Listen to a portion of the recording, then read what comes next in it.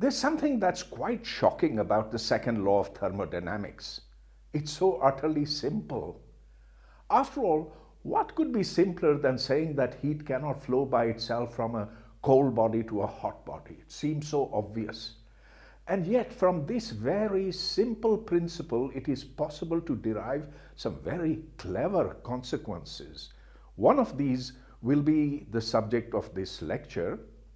It'll be about the derivation of the Clausius inequality. So this is something like 150 years ago.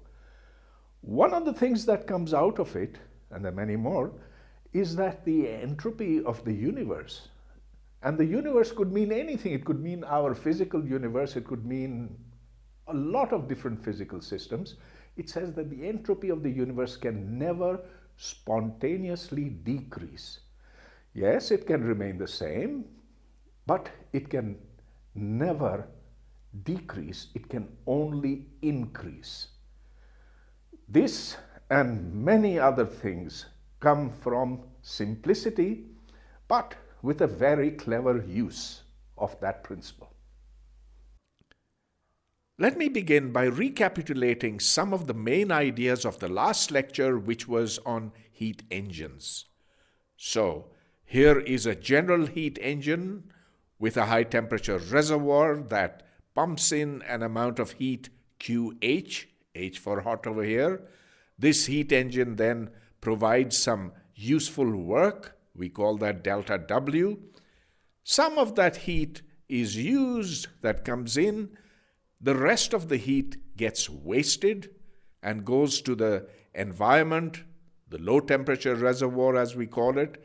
The amount of that is Q cold, and the amount of work that we get out is equal to the net amount of heat that we put in, delta Q, which is the difference between QH and QC. This, of course, is nothing but the conservation of energy, or the first law of thermodynamics. We define the efficiency of a machine as the work it performs divided by the heat it absorbs. So you have to provide it some heat, some energy, and that amount is QH. So when you do that division, so this is the net amount of work done, when you divide by QH, you get this quantity over here. Of course, this applies to every engine, but in particular, there is the Carnot engine, which has an isotherm here, so the temperature is constant from A to B. The volume has decreased from the value over here to the value over here.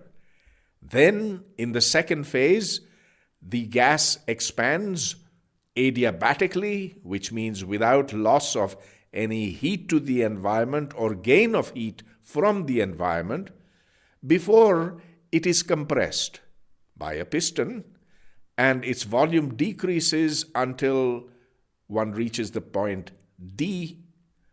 All along this path, the temperature is constant. It's held in contact with the low temperature reservoir, so the temperature is T cold. And then the gas is adiabatically compressed by the piston, and it travels on this path. Again, this is adiabatic. Now you can use any substance that you like in this Carnot engine. It can be a gas of any kind, or it can be a liquid. But of course, it's much easier to do a calculation with an ideal gas, and so we considered an ideal gas, which was used as the working substance in this Carnot engine, where we showed that the heat absorbed, QH, during the first phase is equal to this quantity, nRT, multiplied by the logarithm of the volume here divided by the volume here. And so this is QH, correspondingly QC, that is to say, the heat rejected to the environment, is also proportional to the temperature, but to the temperature of the cold reservoir in this case, times the same quantity, log of VB divided by VA. In the earlier lecture, I had taken just 1 mole of gas, and so put n equal to 1 just for convenience. But you can see that wherever the gas constant R occurs, if you multiply by n, then you get the general result. In a little while, I'll again put n equal to 1 since we don't gain very much from it. The important point to note over here is that QH is proportional to TH and QC is proportional to TC. So the heat absorbed from a reservoir is directly proportional to the temperature of that reservoir. You can see that if we divide QC by QH, that's over here, then that's just equal to TC divided by TH. And now these over here are absolute temperatures for this ideal gas. And that takes us to a definition of the absolute temperature, which says that the temperature of reservoir number 1 divided by the temperature of reservoir number 2 is equal to the ratio of the heats absorbed from the first and the second reservoirs. This then enables us to simplify the efficiency factor over here as simply 1 minus the temperature of the cold reservoir divided by the temperature of the hot reservoir. Now, this eta, the efficiency, according to the second law of thermodynamics, always has to be less than 1. And so the second law of thermodynamics is telling you that Tc, the lowest temperature possible, can never be 0. Now let us come to the Clausius inequality about which I had talked earlier. First, I shall derive it, and in that derivation, its meaning will also become clear. So imagine some working substance. This could be an ideal gas, an actual gas, or a liquid, or whatever. And this system undergoes a cyclic process, which means that suppose this is the pressure, the volume, and inside is the temperature, maybe other variables. And so one starts from some pressure, volume, temperature, etc. at this point, and then as we proceed around the cycle, we go around until we come back to the original starting point.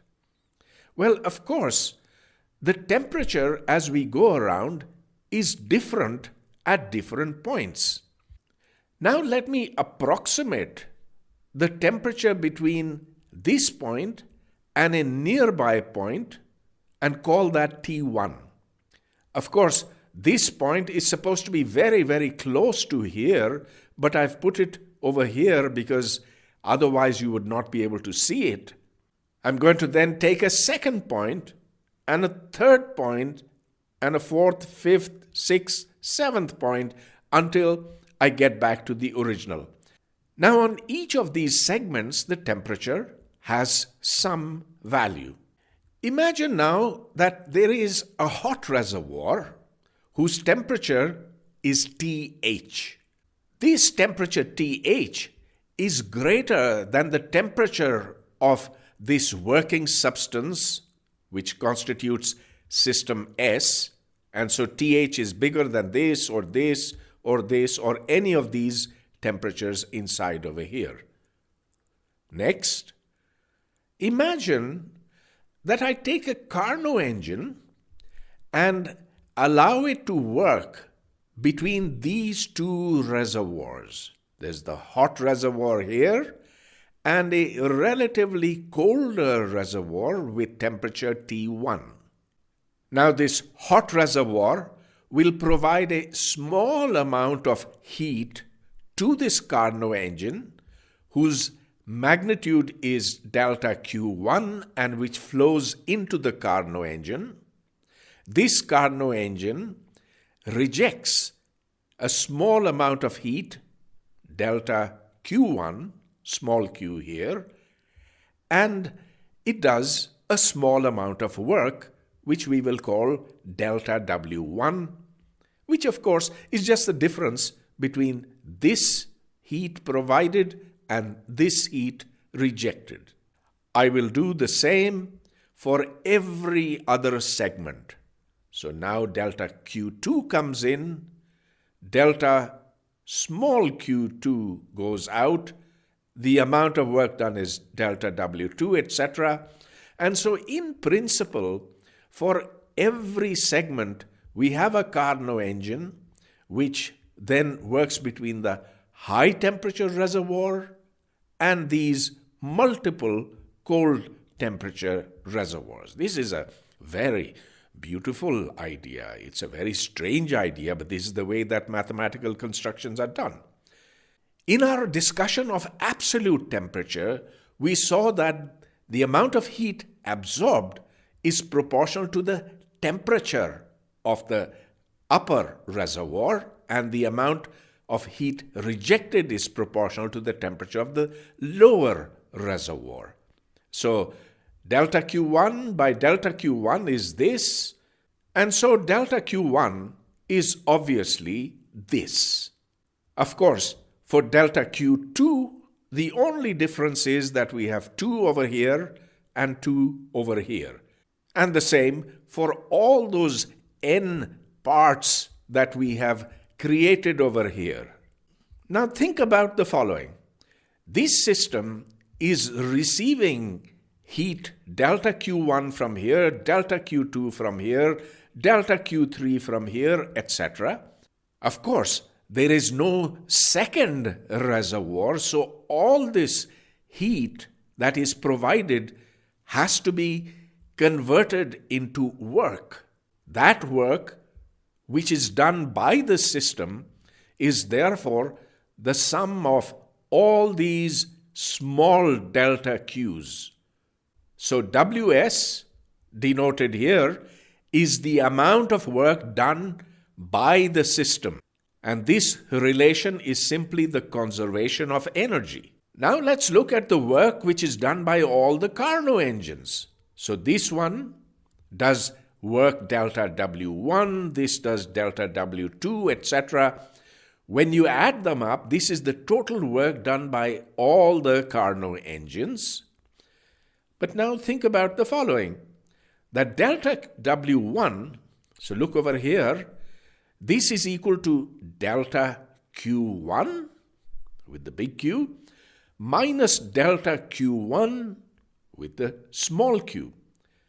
The same goes for the second, for the third, and so forth. So, some work is done by the system, and some work is done by all these infinite number of imagined Carnot engines, which is here. Now, let us add the two works together. So the total work that's done is the sum of the work done by the system plus the work done by all the Carnot engines. So add this to this. But you see, delta Q1 comes here with a positive sign, here with a negative sign, and so the total work done is simply the sum of these, delta Q1 plus delta Q2, etc., etc. This is, of course, the total heat that is provided by the hot reservoir. We already have an expression for delta Q1, delta Q2, etc. So let's put that in over here. Take TH common, and we get TH into this factor over here, which is the sum of all the delta Qs divided by the temperature at which that heat was acquired. But now let's think about the following. This is the total work which is done, equal to this, but by the second law of thermodynamics, this cannot be a positive quantity. Remember that the Kelvin form of the second law of thermodynamics says that it is impossible to get work out from a single reservoir. So what does that tell us? Either the total amount of work done is equal to 0 or it is less than 0. Immediately that says that this quantity over here must be less than or equal to 0. But this TH, which is the temperature of the hot reservoir, is always a positive quantity. And so we arrive at this conclusion that the sum of all the delta Q's divided by T, the different T's, that sum has to be less than or equal to 0. Now, of course, I've drawn just 2 Carnot machines, but there are actually an infinite number of them. And so this quantity over here is, in fact, an integral in which the path ends back on itself. This here is the famous Clausius inequality. Now that we have this famous inequality, let us explore the consequences. Here's the mathematical form, but this is when the system is run this way. What if this is a reversible system?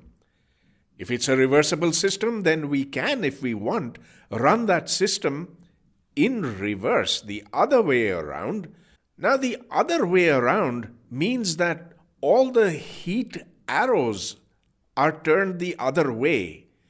So, delta Q1 becomes minus delta Q1, delta W1 becomes minus delta W1, etc. And so, what we find in running the system backwards is that this quantity here has to be greater than or equal to 0. If something is less than or equal to 0 and it is greater than or equal to 0, there's only one solution, which is that that quantity has to be exactly 0. For a reversible system, this has to hold true. Let's see what that means. From A to B, I can go along any path I want, and I'm going this way. But then I can go from B back to A by any other path that I want. And here, of course, the direction is this way. When I make this complete circuit, then the integral has to be 0. Now, in going on this path, I went from A to B and added up all the small amounts delta Q divided by T. In going from here to here along this different path, I went from B to A. That sum has to be 0. Instead of writing this again and again, let me put ds equal to delta Q by T, and then this relation over here becomes this integral of S from A to B plus B to A. Remember that these are arbitrary paths, and this point B can be here, here, anywhere on this plane. So the only way in which this relationship can be satisfied is by this being equal to this, and the other path yielding this.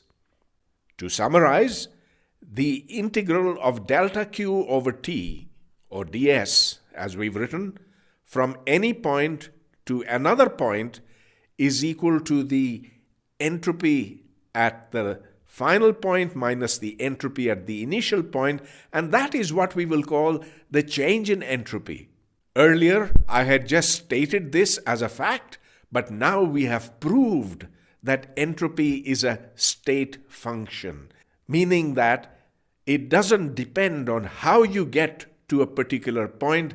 The entropy will have a value independent of the path on which you traveled.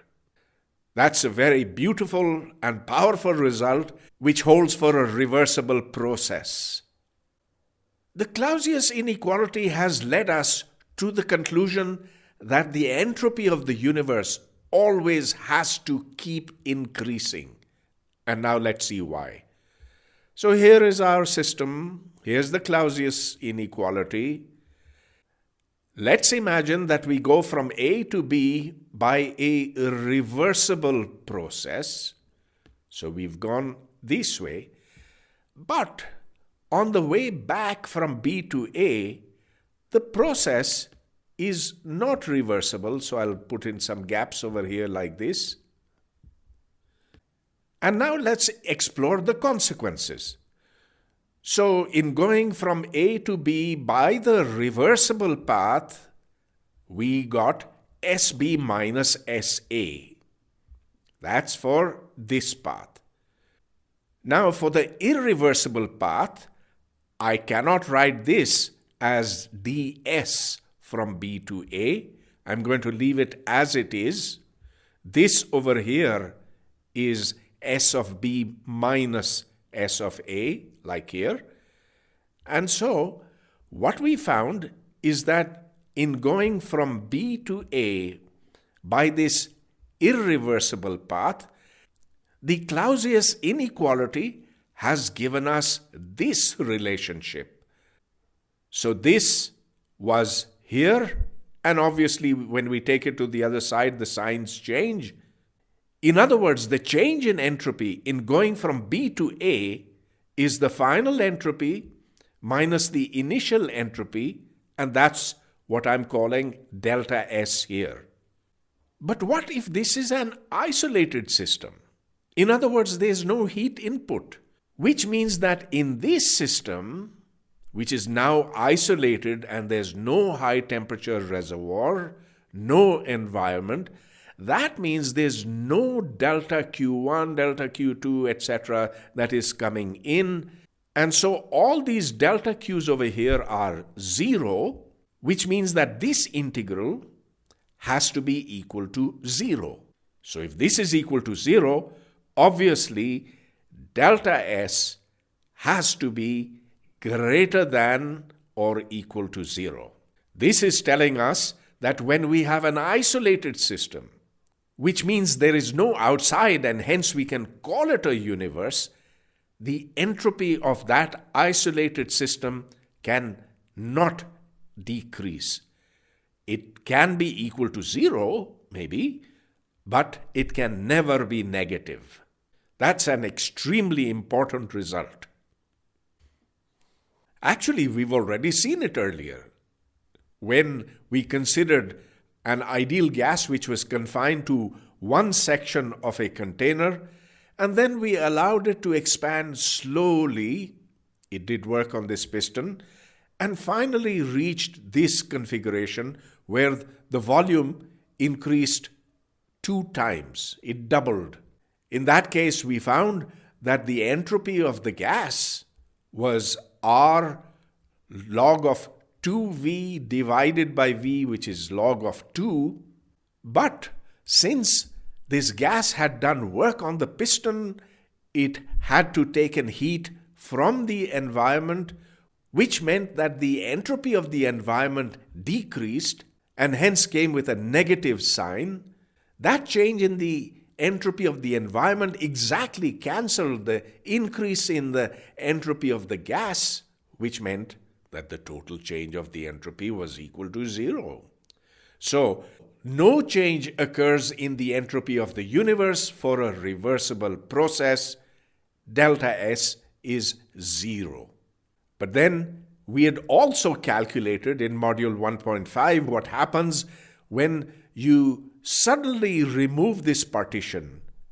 The final state is the same, but because you remove this partition suddenly, no work was done by the gas as it expanded, and so no heat was taken in from the environment.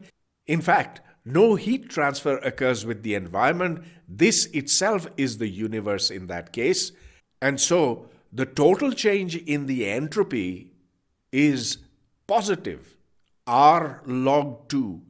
And we've seen, therefore, that the entropy of the universe increases for an irreversible process. It is not zero, it is bigger than zero, because the log of 2 is a positive number, as indeed is r, the gas constant. From the Clausius inequality for a reversible system, we learned that entropy is a state variable, and we can use this very profitably. Just a quick reminder. Here is a system whose internal energy is U. It is supplied a small amount of heat dQ, and it does a small amount of work dW. Now we are taking a reversible system, in which case we will not make a distinction between delta and D. They're the same. And so delta Q is dQ and delta W is dW. Now, the first law says just this, that the increase in the internal energy of this system is equal to the heat received minus the work which is done by the system. This is just energy balance. But now for a reversible system, we saw that ds is dq divided by t, or you can write dq is equal to t ds in this way. And of course, the small amount of work which is done is the force into the distance, which can be written as the pressure multiplied by the small change in volume. This leads to the important result that du is tds minus pdv. Now let's choose as independent variables T and V to characterize the state of the gas.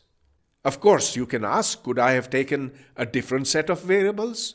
Yes, we could have taken P instead of T over here, or we could have taken P and T. So obviously there's a matter of choice, but T and V are perfectly good variables to characterize the state of the gas. In that case, the internal energy of the gas is a function of the temperature and of the volume.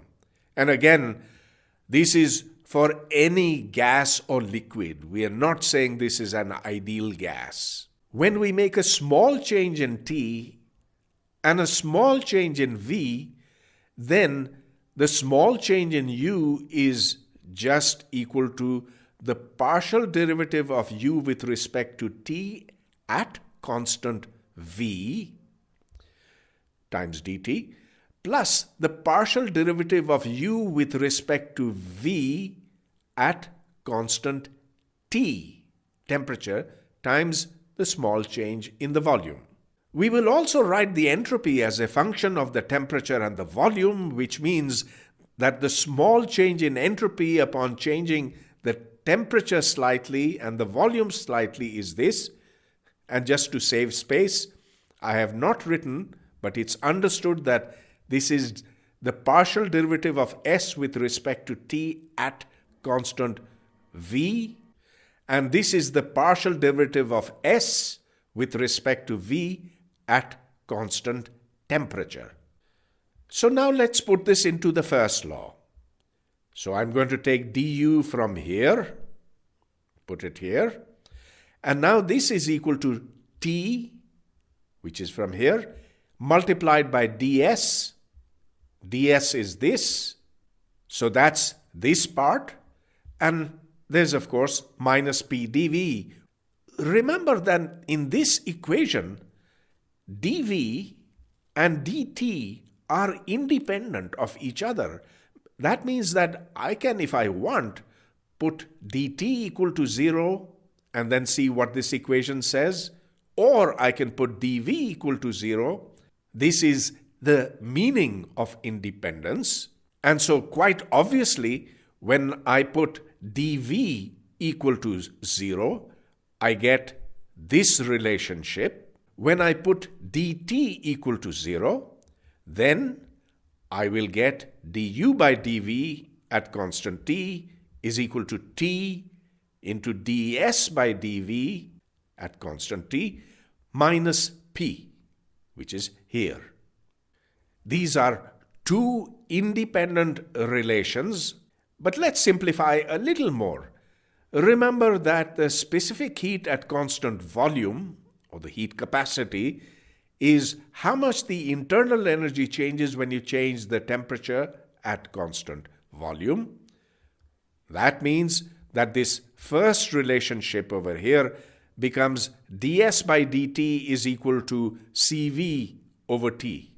So then this relation over here becomes this, and this obviously is then simply this. Just take T on the other side. These are formal relations, but very important in applications. Let me now develop more implications of the fact that the entropy is a state variable. Let's use the mathematical fact that partial derivatives commute with each other. In other words, I can differentiate with respect to y first and then with respect to x, or first differentiate with respect to x and then with respect to y. So let's use this and the relationship that we just derived, du is equal to T ds minus P dV, to prove what is called the Maxwell relation. Now, there are other Maxwell relations too, and in studying thermodynamics, it is sometimes quite puzzling as to what one is taking as independent variables or as dependent variables. We can, if we like, write U, the internal energy, as a function of T and V, but can we also write it as a function of the entropy and the volume? Can we write the entropy also as a function of the volume and the temperature? Or the pressure as a function of S and T? The answer is yes. In fact, we've already done a calculation in which we could find the entropy, or rather the change in entropy, when we change the volume or the temperature. And so certainly S is a function of volume and temperature. And so the temperature can be expressed in terms of S and V. Therefore, you can write this U over here as a function of S and V. Now the dependence of U upon temperature is certainly there, but it is through S. So now in proving this Maxwell equation, let's look at the steps involved. First, consider U as a function of the entropy and the volume, in which case, obviously, du is then du by ds at constant V plus du by dV at constant S. If we compare this form du with the earlier form du, which was T ds minus P dV, like over here, then obviously the coefficients have to be exactly the same. So T is the same as this, and minus P is the same as this. Now let's use the commutativity of partial derivatives. And so if we differentiate U with respect to S first and then with respect to V, or with respect to V first and then with respect to S, we should get the same thing, in which case dt by dV will be d by ds of minus P. Remember that this minus P is the coefficient over here. So this was du by dV, and now we're differentiating this with respect to S. Means that dt by dV can be written as this, obviously. The only thing to figure out is what is being held constant over here and over here, because when we take partial derivatives, we have to make sure that the correct quantity is held constant. So, as step 2, let us decide on the correct independent variable. Remember the equation of state, which related P, V, and T together. Of course, for the ideal gas, that is PV equals RT. So one relationship between three quantities. For a real gas with interactions, it'll be more complicated, but again, it will be one relationship between three quantities, and so the temperature is expressible as a function of the pressure and the volume. So here what we have, dt by dv, is actually dt by dv with the pressure being held constant. Of course, here we can express P as a function of S and T as well. And so what we have here, dP by ds, is actually dP by ds at constant temperature. This means that this relationship has now taken this form with the pressure being held constant here and the temperature being held constant here. Now, of course, you remember from basic calculus that dy by dx is equal to 1 over dx by dy. This relationship holds for partial derivatives equally. And so we have achieved our goal of deriving the Maxwell relation, which is here before you. One last example. Here, an arbitrary, any heat engine operates between two reservoirs, each with heat capacity C. The first has initial temperature TH and the second has TC. The engine operates until both reservoirs reach their common temperature, which is called TF. So here's a picture that we can make. This is not a Carnot engine, any engine. As heat flows to this machine and waste heat exits the machine, work is performed. We are asked to show that the final temperature has to be greater than the square root of the two initial temperatures. And in the second part, find the maximum amount of work that can be extracted.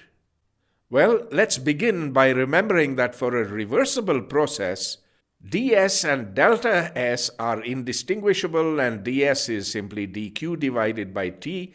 Now dq is simply c times dt, and so ds is equal to this. This is for the infinitesimal amount of heat that has flowed. To find the finite change in entropy, we must simply integrate from the initial temperature, which for the upper reservoir is TH, to the final temperature, which is common to both reservoirs, and do the same for this one. So here we will integrate from Tc to Tf, and of course this is a trivial integration. It is simply C times the log of Tf over Th plus C log Tf over Tc. When you combine them, it's this.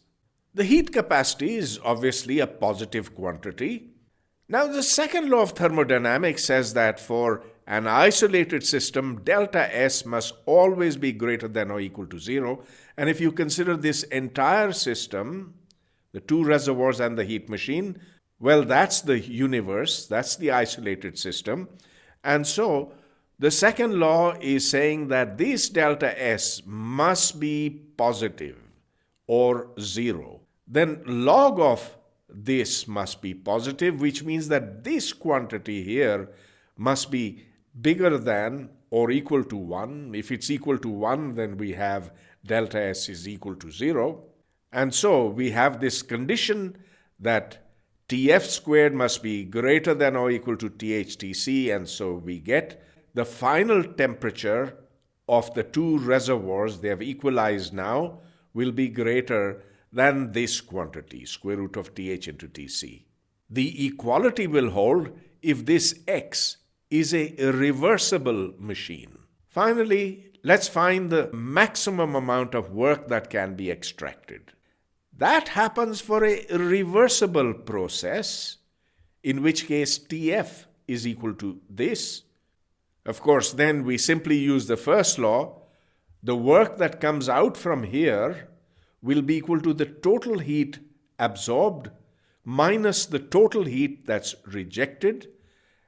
The total heat absorbed will be C times the change in the temperature of the upper reservoir minus the expelled heat, which is this. So when you add them up, you get this.